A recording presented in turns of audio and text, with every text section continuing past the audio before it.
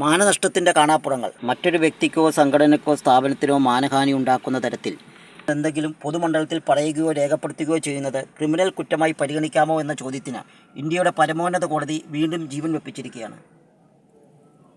ദൈവമേ, മാനനഷ്ട കേസ് ഇനിയില്ലേ? മാനനഷ്ട കേസുകൾ രണ്ട് തരമുണ്ട്, സിവിലും ക്രിമിനലും. ക്രിമിനൽ മാനനഷ്ട കേസാണെങ്കിൽ കേസിനാസ്പദമായ പരാമർശങ്ങൾ സത്യമാണെന്ന് മാത്രമല്ല പൊതു നന്മയ്ക്ക് വേണ്ടി നടത്തിയതാണെന്ന് കൂടി തെളിയിച്ചാലേ ശിക്ഷയിൽ നിന്ന് രക്ഷപ്പെടും. അതാണ് ഇപ്പോഴത്തെ നിയമം.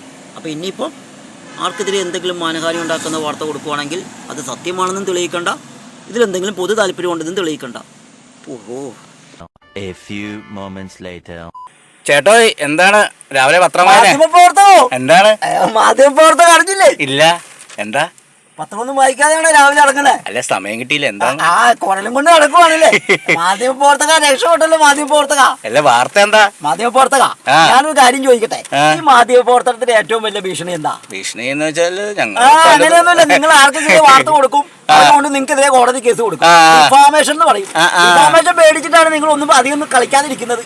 ഇപ്പൊ നിങ്ങൾ രക്ഷപ്പെട്ടു. അതെ, സുപ്രീം കോടതി ഒരു പുതിയ ഒബ്സർവേഷൻ എന്താ പറഞ്ഞിരിക്കുന്നറിയോ? ക്രിമിനൽ മാനനഷ്ടം വെക്കണോ വേണമെന്ന് കോടതി രണ്ടാമതൊന്ന് പരിശോധിക്കാൻ പോവാ. അപ്പൊ രക്ഷപ്പെട്ടല്ലോ. നേരത്തെ ഉണ്ടല്ലോ, എന്ത് ചെയ്താലും ഇത് നമ്മൾ തെളിയിക്കേണ്ടി വരും. ഇത് സത്യമാണെന്ന് തെളിയിക്കേണ്ടി വരും. അതിനെ കുറിച്ച് എന്ത് എടുത്താലും മാധ്യമപ്രവർത്തക രക്ഷപ്പെട്ടല്ലോ. കോടതിയും കൊണ്ട് ഇനി ധൈര്യമായിട്ട് നടക്കാൻ കേട്ടോ.